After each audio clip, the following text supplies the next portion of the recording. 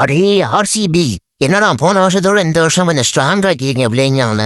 வெங்கடேஸ்வரா உள்ள தந்துறீங்க. ஆனா என்னை பொறுத்த வரைக்கும் படிக்கல் தான்டா இப்போதைக்கு செம்ம ஃபார்ம்ல இருக்கான். எனக்கு தெரிஞ்சு அவனையும் ஆட வைங்கடா. அப்புறம் இன்னொரு கேஸ் ஒன்று ஓடிட்டு இருக்கு, யாஸ் தயால் கேஸ்.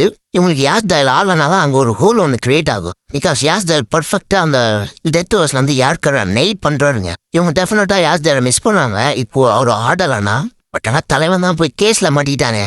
சரி ஓகே காய்ஸ், பெரிய பிளேயிங் நான் பார்த்துருவோம். இதுதான் பிக்கெஸ்ட், இதுதான் பெஸ்ட் பிளேயிங் ஆனால் இருக்கும் ஆர்சிபிக்கு.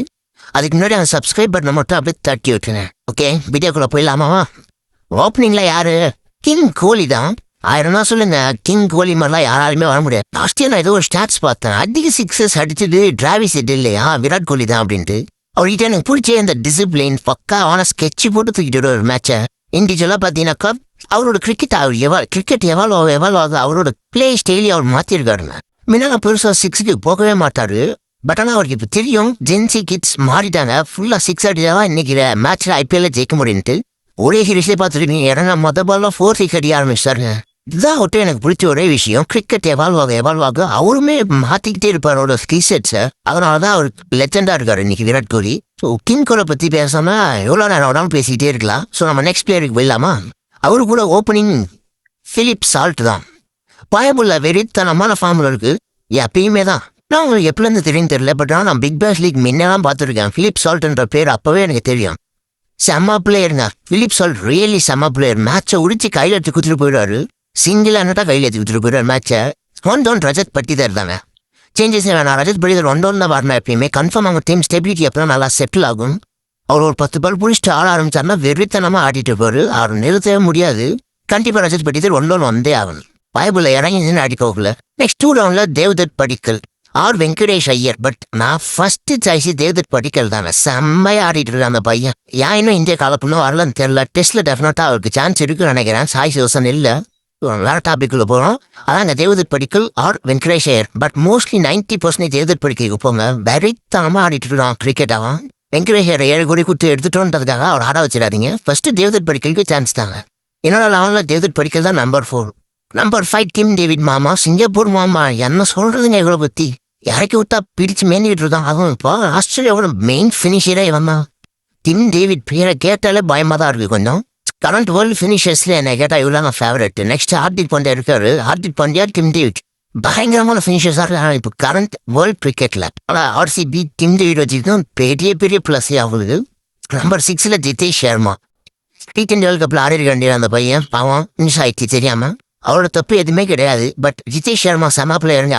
அகைன் இப்போ எப்படி இந்த வேர்டை பார்த்து தூக்கிட்டு வந்தாங்கன்னு தெரியல. செம்ம பிளேயருங்க அவங்க. நம்பர் 6 இறங்கி மேட்சை பிரித்து கையில் கொடுத்துட்றான். திரும்ப போன வருஷமே பார்த்துருப்பீங்க லக்னோ தான் இன்ஸ்டாம்.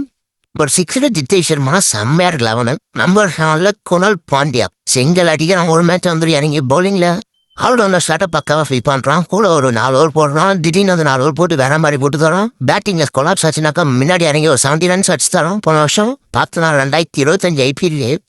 Number 8 ரொமரே shepherd. இவரை பொல்லாடுக்குள்ள கம்பேர் பண்ணுறீங்க, அந்த அளவு கம்பேர் பண்ணாதீங்க. பயங்கரமாக அடியார். அவ்வளோ ஒத்துக்கிறேன். பயங்கரமாக அடியார். ஃபினிஷிங் இறங்கி ஸோ எனக்கு தெரிஞ்சு ஆஃபாக இருப்பார். ரொமரே ஷெஃபர்ட் சரியான பிளேயர் தான். அதுக்கு பவுலிங் 4 ஓவர் போட்டு தருவார். பேட்டிங்ல அடிச்சு தருவார். ஆல்ரவுண்ட் ஸ்லாட்டை ஃபில் பண்ணி தராரு. இவர் கிளிக் ஆகணும்னா எனக்கு தெரியும் இந்த டீம் கொஞ்சம் கஷ்டப்படுமோன்னு எனக்கு தோணுது. இந்த ஆல்ரவுண்டர் ஸ்பிக் ஆகணுங்க. கேஆர் ராசி ஆடி குணால் பாண்டியாவும் இல்லை ரொமரே ஷெஃபர்டும் சரி, இந்த ஆல்ரவுண்டர் ஸ்பேக் கிக் ஆகணும் தான் இவங்க டீம் பக்காவாக செட்டில் ஆகும். இந்த காம்பினேஷன்லாம் அடி வாங்கிடும். போன வருஷம் பயங்கரமாக கிளிக் ஆச்சு. லிவிங்ஸ்டன் இல்லைன்றப்போ ரொமரே ஷெஃபர்ட் எல்லாம் வந்து பயங்கரமாக கிளிக் ஆயிடுச்சு. 2026 ஐபிஎல்லையும் இவங்களோட அந்த 2 பிளேயர் குணால் பாண்டியா ரொமரே ஷெஃபர்டோட அந்த காம்பினேஷன் கிளிக் ஆச்சுனாக்கா இன்னொரு கப்போர் இது எவனாலே தர முடியாரா. Number 9 Bhuvneshwar Kumar. Swing initial ஸ்விங்குக்காக எடுத்துட்டு வராங்க. அப்புறம் எடுத்து வசதி நல்லாவே யாருக்கு போடுவார். Number 10 Hazlewood. என்ன சொல்றது, கரண்ட் T20 பவுலர்ஸ்ல பும்ரா, வருண் சக்கரவர்த்தி தான் பெரிய கைன்னு இருப்பீங்க. தலைவனும் ஒருத்தர் இருக்கான் தான், அவனையும் மறந்துடாதீங்கடா. Josh Hazlewood. இந்த கரண்ட் T20 இதுலேயே வந்து பார்த்தீங்கன்னா எனக்கு கேட்ட டாப் 3 பெஸ்ட் பவுலர்ஸ்ல ஜஸ்ட் ஹேசல்வுட், ஜஸ்பிரித் பும்ரா, வருண் சக்கரவர்த்தி நான் சொல்லுவேன். அதுல ஹேசல்வுட் பெரிய பவுலராக இருக்கும். ஆர்சிபிக்கு ஒரு முக்கியமான ஆளு. இன்ஜுரி ப்ரோன் இருக்கு. ஸோ வெல்லும் ஆகாமல் கரெக்டாக இருந்ததுனாக்கா ஜாக்பாட் தான் ஆர்சிபிக்கு. நம்பர் 11 சுயாஷ் சர்மா.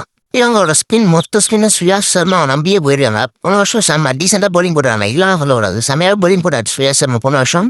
ஸோ இந்த தடவை ஆக்சுவலாக ஒரு பேக்கப் ஸ்பின்னருக்கு போவாங்களோன்னு நினைச்சேன், ஒரு ராகுல் சகார் இல்லை ஒரு ரவி பிஷ்னாய் மாதிரி. பட் ஸ்ரேயா சர்மாவே திரும்ப நம்பி போயிருக்காங்க. அதான் செமையாக போட்டார் போன வருஷம். ஸோ அதனால் ஸ்ரேயா சர்மா அடுத்து நம்பர் 11. இப்போ தான் அங்கே ரியல் கொஸ்டின் நம்பர் 12 யாஸ் தயாலா. யாஸ் தயால் ஆட வைக்க முடியலனாக்கா ரஷீக் சலாம்ட்டு ஒரு யங்ஸ்டர் இன்னொரு யங்ஸ்டரை நோக்கி தான் அவங்க போய் ஆகணும். இந்த இடத்துல தான் அவங்களுக்கு ஒரு ஹோல் கிரியேட் ஆகுது. ஒரு இந்த வருஷம் என்னதான் ஒரு கேஸில் போய் யாஸ் தயால் என்னதான் ஒரு கேஸில் போய் மாட்டிட்டாலுமே போன வருஷம் ஐபிஎல்ல செம்மையா பவுலிங் போட்டு தந்தாருங்க 4 ஓவர். அதுவும் டெத்தெல்லாம் வந்துட்டு அந்த யாக்கர்ஸை போய் நெய் பண்ணுறாருங்க யாஸ் தயால். இந்த தடவை ஒரு ஆள்னா அவங்க டீமுக்கு அது ஒரு பிக்கெஸ்ட் மிஸ்ன்னு தான் நான் சொல்லுவேன். இல்லை பேக்கப்பை நோக்கி இப்போ உமேஷ் அதை நோக்கி போகலான்ட்டு ஏதோ ஒரு காலெலாம் பார்த்தேன். அது ரூமர்ஸா என்னன்னு தெரில. பட் ஆனால் உமேஷ் அதெல்லாம் செட் ஆக மாட்டாங்க. பவர் பிளேயில் வேணால் கூட டெத்தில் நான் செம்மையாக அடி வாங்கிடுவார். அவ்வளோதான் கைஸ், இதுதான் இந்த ஆர்சிபி பிளேயிங் அவன். நான் திரும்பவும் சொல்கிறேன், குணால் பாண்டியா, ஒமரே ஷெஃபர்ட் இவங்களோட ஆல்ரவுண்டர் பேக்கேஜ் திரும்பவும் பிக்காச்சு அப்படின்னாக்கா 2026 கப் அடிக்கிறவ எவனாலையும் தடுக்க முடியாது. கப்பு அடிக்கிறாங்களோ இல்லையோ at least they will be in the final. Because ஏன்னா டீம் அந்த மாதிரி இருக்குது. நீங்கள் கமெண்ட்டில் சொல்லுங்கள் வேறு என்ன சேஞ்சஸ் பண்ணுவோம் இல்லையான்ட்டு. மறக்காமல் சப்ஸ்கிரைப் பண்ண மட்டும் தட்டி விட்டு போயிடும்.